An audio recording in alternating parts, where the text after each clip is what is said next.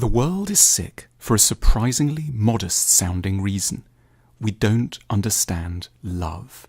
And yet we're rather convinced that we do. We talk a lot of love, of course, but generally in terms of a dizzying rapture lasting a few months, focused on someone's beauty, intelligence, and strength. We have high ideals and refer with confidence to concepts like justice, equality, and rights, and yet somehow in the mix we avoid talking of the sort of love that would give true life to any of these. We are law-abiding and righteous, but we are, in the grandest sense, in the public square, without love. The most convincing definitions of love in the West have come from Jesus of Nazareth, which has proved unfortunate, given how easy it is for rational types to confuse an overcoming of supernatural faith with a neglect of the subject of love. To move forward, we require a new philosophy of love, in effect, a powerful secular religion of love. This should be read out after the news, and its tenets taught to CEOs and supply chain managers. We should put it on T-shirts, and it should be as common and more useful to say, "I'm trying to learn to love," as to announce a desire to become fit or famous. It's no insult to have to acknowledge that even though we inhabit a culture soaked in romanticism, we have problems understanding love. And even though we've had plenty of crushes and heard plenty of songs about love, we're still taking our first steps towards grasping what love might actually be. Here then are 7 key constituent ingredients of love. Charity.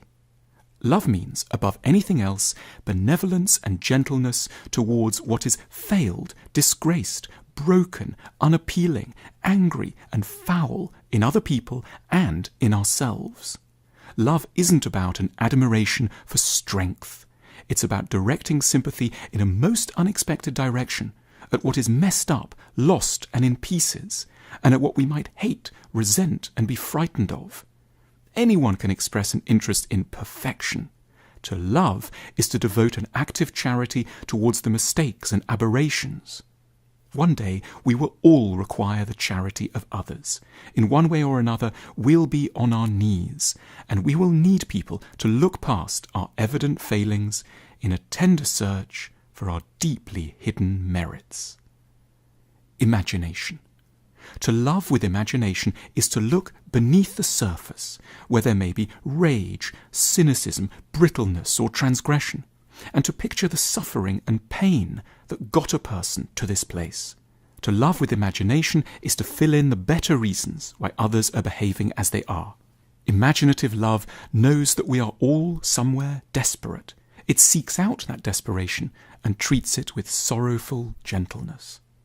Kindness. There are so many fighters for social justice, so many people determined to make a better world. They denounce their enemies and feel certain of their cause, but along the way they have a fateful habit of forgetting to be kind.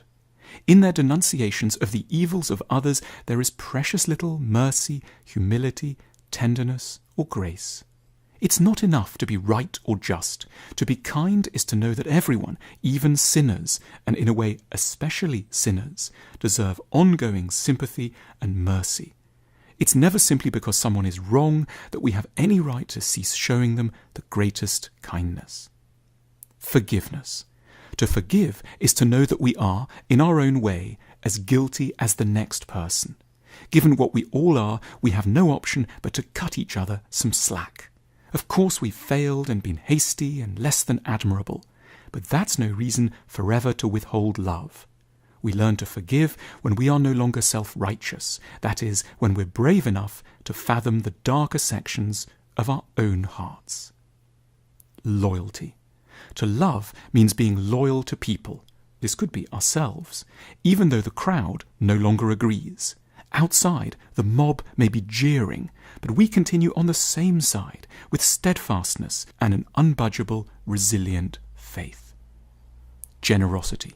Love overflows. It isn't about loving just one person. It encompasses the love of someone you've just met, of strangers in another land, of the earth, of plants, weevils, housebats, and that moth by the window who might be dead by nightfall. patience.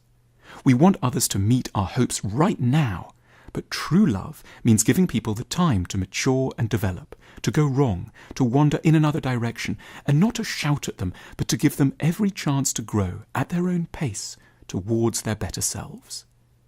If we can believe wholeheartedly in some of the above, it won't matter who we vote for or what our cause is. We can count as part of what is helping. We should be almost done with romantic love by now. We should be setting our sights on the challenge of this sort of love. Yet it's not surprising if we're still only at the beginning. We're just starting on the path to being human. Love is a skill that we can learn. Our relationships book calmly guides us with calm and charm through the key issues of relationships to ensure that success in love need not be a matter of good luck. For more, click the link now.